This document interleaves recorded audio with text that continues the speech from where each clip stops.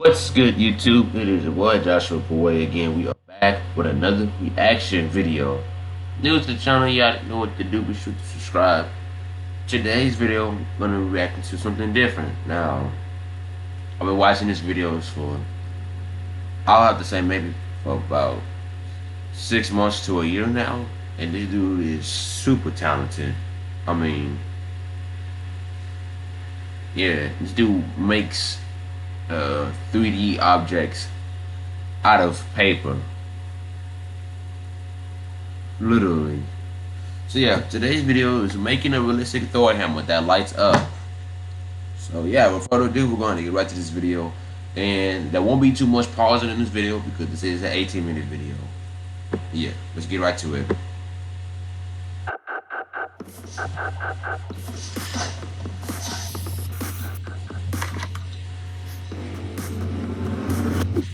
This is one of the coolest things I've ever made. In today's video, I'm going to show you how I made my own Mjolnir using a 3D printer. Just kidding, I did not use a 3D printer to make this. Believe it or not, this Thor hammer started out as a piece of cardboard. I handcrafted this Thor hammer mostly out of cardboard, which took a lot of time and patience and pain and suffering. What am I doing with my life? In case you want to make your own hammer, there's a free template in the description, or you can just watch me make it. Either way, I hope this video gives you some good ideas for your next build. At the end of the video, I'll show you how to properly print out the template in order to accommodate whatever paper size you're using. After printing the template, I cut off all the borders so that I could tape all the template pieces together like a puzzle. Just so you know, I used a 3D model by Henry 3D Creations to help me make many of the template pieces. If you haven't already, you should check out his Instagram. He's literally one of the best makers I've ever seen, so it's worth checking him out if you haven't already. Alright, so let's focus on this piece labeled A to start with. I traced this onto some poster board using a bit of masking tape to hold down the paper while I'm tracing. Then I can cut everything out using a sharp knife. Using a really sharp blade is actually one of the keys to making stuff out of cardboard, so it's important to regularly replace or sharpen your blade if you get into this hobby. I'll leave a link in the description to where I get my blades for cheap in case you're interested. Right here, I cut out a hole for the handle about 3 centimeters in diameter. And now you need to turn your attention to these dashed lines here, which represent where you need to fold the cardboard. Before folding, it's best if you lightly score the cardboard with a knife, which kind of relaxes the cardboard and makes it nice and easy to crease. You can also press down on all the folds with something like a pair of scissors, and that will make all the folds nice and sharp. These little tabs right here were the hardest to fold just because they're so skinny, but it's possible as long as you use the right tools and techniques that I just mentioned. Once I was happy with those folds, I super glued the flaps together like this. Now we'll move on to the piece labeled B. So just like before, the dashed lines need to be folded. You need to cut out piece B on poster board twice, and then those get glued right behind the little slit openings that we made earlier right there.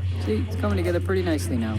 Next, we're gonna cut out piece C and piece D. This time, instead of cutting these pieces out on a single sheet of poster board, I stacked 4 sheets of poster board on top of each other because piece C and D need a bit of height to them. When cutting out piece C and D, I've found that you get the best results when you do multiple light passes rather than trying to press down really hard and cut through it all at once. After that, I made a rectangle out of poster board right here so that I could glue piece C and D right next to each other and form this groove right here. At this point, I can take this whole thing and glue it to piece A, flip it to the other side, and do the exact same thing. So that means you need to cut out piece C and D twice, of course. Just like piece A, piece E also has some dashed lines on it which tell you where you need to fold. So following the exact same process as my bad, y'all. also has and D twice. Flip it to the other side and do the exact same thing. So that means you need to cut out piece C and D. My bad, y'all. Hold on. Hopefully I'm not blocking it. Oops.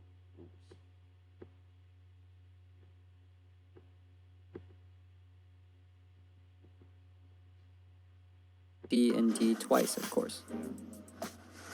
Just like piece A, piece E also has some dashed lines on it which tell you where you need to fold. So following the exact same process as before,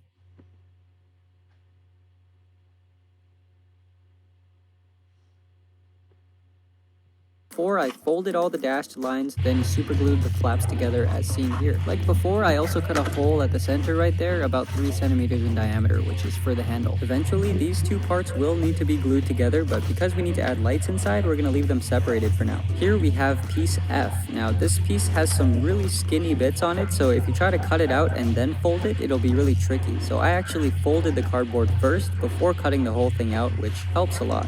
For the runes on the hammerhead, I made a little paper template and glued that to a piece of poster board. In total, there are 8 of these rune panel thingies. So once I cut all 8 of those panels out, I basically tortured myself by puffy painting all the lines as cleanly and neatly as I could. By the way, if you're not familiar with puffy paint, it's basically just a type of paint that dries 3-dimensional. When the paint dries though, it does shrink a little bit, so I tried my best to kind of draw the lines a little thicker. One thing I always do when I'll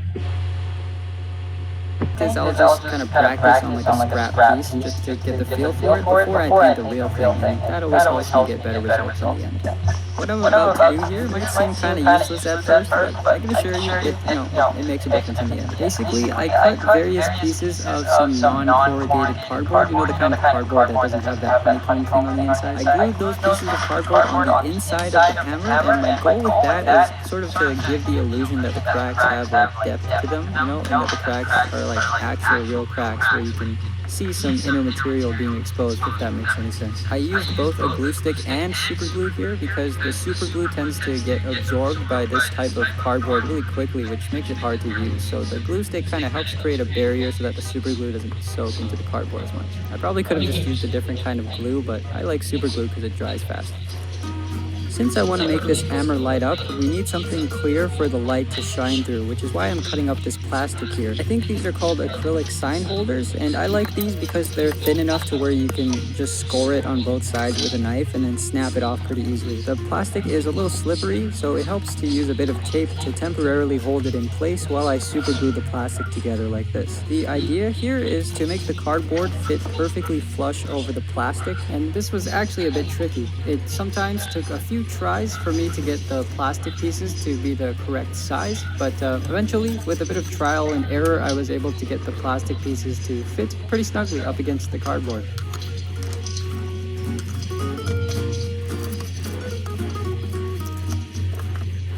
Hey, so I have a really quick announcement to make. I've decided to rebrand my YouTube channel name to Lord Sean's Crafts. What? Why? Huh?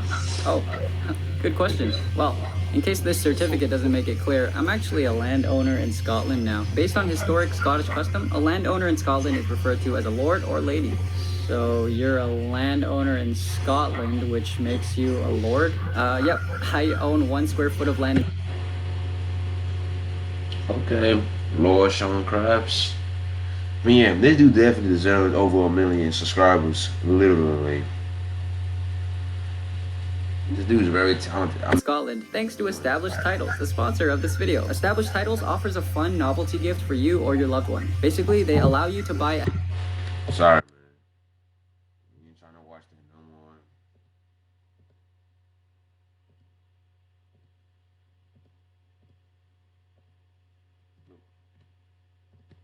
far, and now that all the plastic pieces are done, we no longer have to keep these 2 pieces separate. So at this point, it's a good time to super glue these 2 pieces together, and then we'll set it aside and come back to it later. Moving on, we're gonna create that circular piece at the top of the hammerhead with all the runes on it. To do that, I first started by stacking 4 sheets of poster board on top of each other, then I glued a paper template on top of that, and then I glued that whole thing to a piece of non-corrugated cardboard. That non-corrugated cardboard is very dense compared to the white poster board, which is easier to cut through. So as I'm carving out the runes, I'm sort of able to cut and peel the 4 layers of poster board on top, while easily keeping the brown cardboard at the bottom still intact. Some of these letters have a loop, like this one right here, for example, and in those cases, I always found it easier just to cut and glue a separate piece of cardboard rather than try to meticulously carve it all out in one shot. By the way, if you're enjoying this video and you want to help keep my channel going, all you have to do is just hit the thumbs up button, and that tells YouTube that each step is too hard in the car. Pieces that you should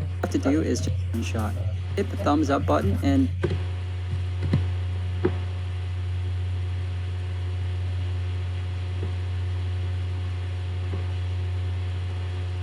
That tells YouTube that you like this video and that YouTube should show this video to more people. So thank you.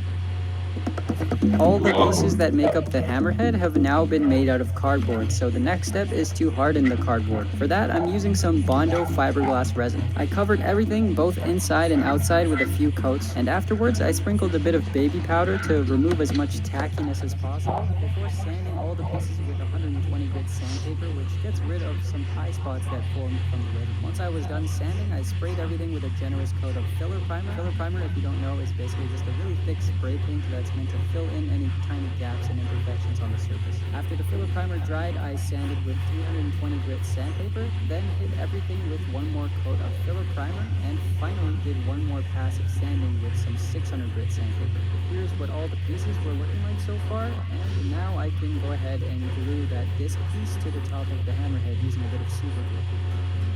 The next thing I need to do is crack the hammer, of course. So I gathered these photos of the hammer from various different angles and kind of edited them a little bit so I could more easily see where I need to draw the cracks. Now those photos I'm using there aren't really the best because at the time that I was doing this, the movie hadn't been streaming on Disney Plus yet, but thankfully I was still able to see a decent amount just by watching the trailers and teasers and all that stuff. To make the cracks, I start by using a cutoff wheel, which is really good at getting rid of a lot of materials quickly, but because of that, it's not so good for achieving like fine detail. So that's where this little burr bit attachment comes in, which is a lot tinier and more nimble, so this bit allows me to add some finer detail to the cracks, as well as hit any spots that the cutoff wheel wasn't able to reach. This looks great, but now all that bare cardboard is exposed, so I decided to add some super glue to all the edges just to prevent them from like delaminating or fraying or peeling basically. And as you can see, I used a needle tip for some of those hard to reach areas. Here are the paints I'm using. These are made by Allclad, and I'm going to shoot these through a cheap airbrush and compressor kit which I got from Amazon. I did two coats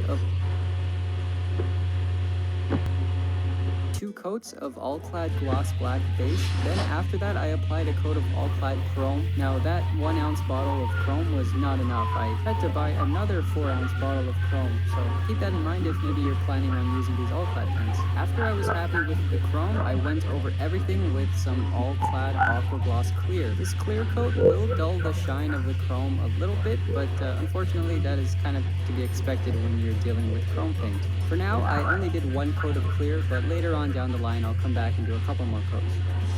While that was drying, I sanded all the plastic parts with 120 grit sandpaper, and this is basically done in order to diffuse the light, so instead of seeing a bunch of individual LEDs, the light will kind of appear more evenly spread out. I waited for the clear coat to dry to the touch, and then I hot glued all those individual broken pieces of the hammer onto the plastic thing that we made earlier. Because this is all being done by hand, of course there's a ton of room for error, so I wasn't able to get all the edges of the hammerhead to line up perfectly, but I was still pretty satisfied with what I had. Right here, there's one piece that I did not glue onto the plastic, and that is because I am going to cut out a little door for the inside of the hammerhead. Basically, I need some way to be able to easily get in and out of the hammerhead so that I can have access to the battery pack, which will allow me to turn the lights on and off, as well as replace the batteries when they die. As you can see, I attached some little 8x3mm neodymium magnets here using a bit of super glue and baking soda to keep the magnets stuck. Wow. And it's time for weathering. I mixed a little bit of water together with some black acrylic paint, and after applying the paint onto the hammer, I can kind of selectively dab and wipe most of the paint away in order to get the desired effect that I'm looking for.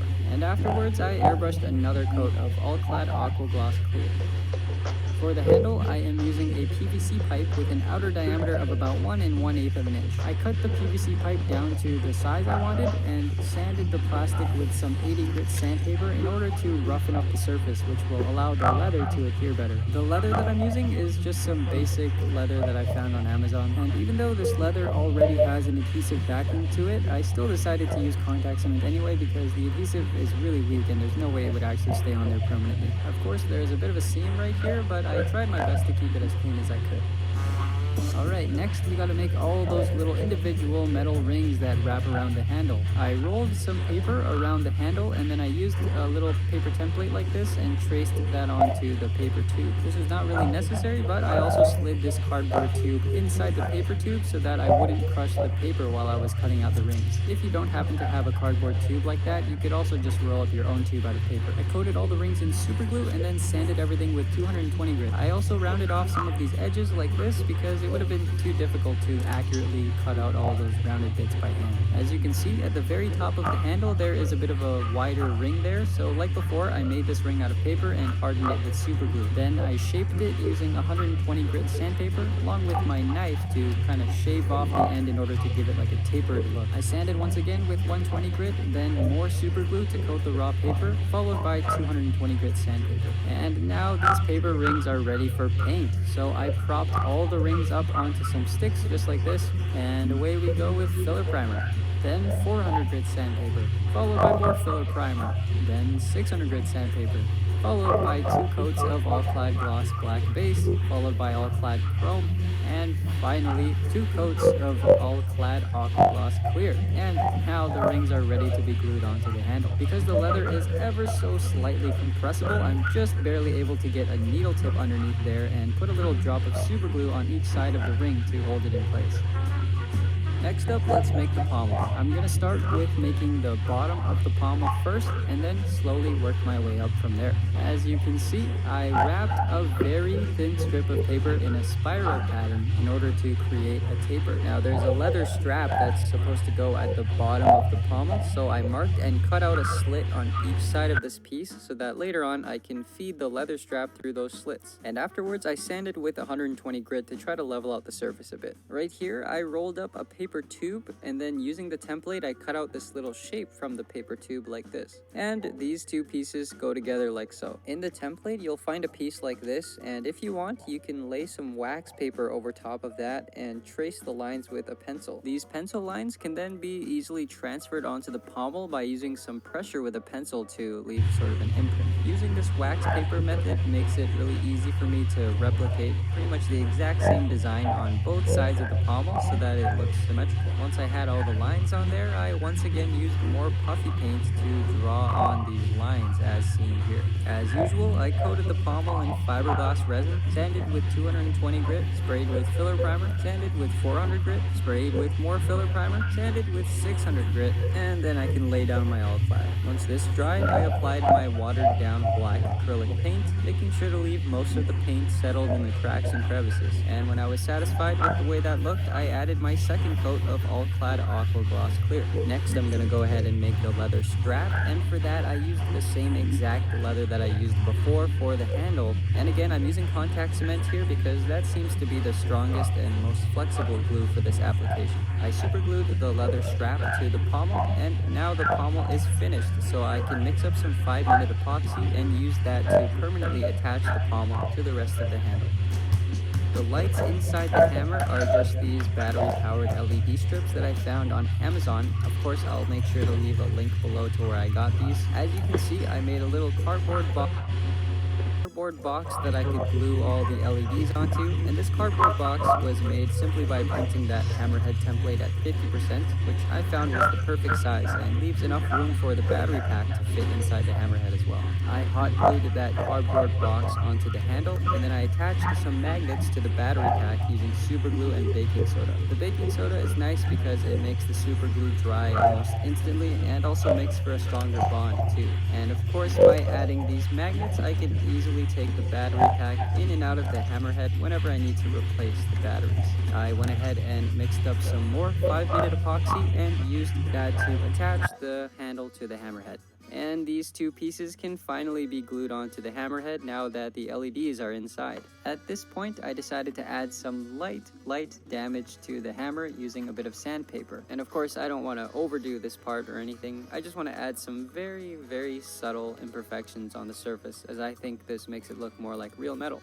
Finally, I brushed on one last coat of all-clad aqua gloss clear, and then I was finished.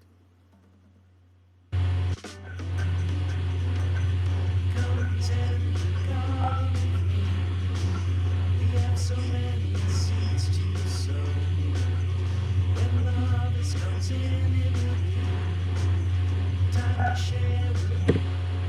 copyrighted, just in case.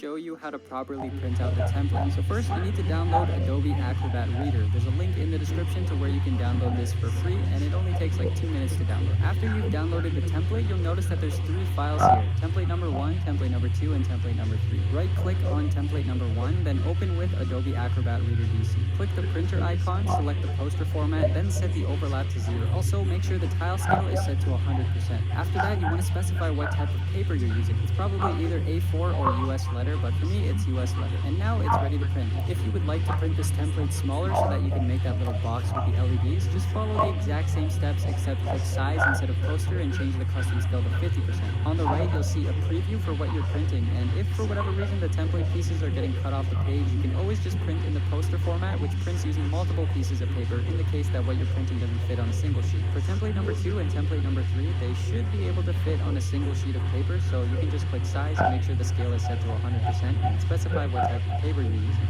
And it's that simple. If you liked this video, then you might like my previous video too, where I made a Moon Knight mask, so click the screen right here if you want to watch that. Thank you very much to my patrons for supporting me on Patreon, and thank you for watching. Ooh. That was a great video. I mean, yeah, this dude is very, very talented. I mean, hope y'all enjoyed this video. Be sure to hit the like button or subscribe to the channel.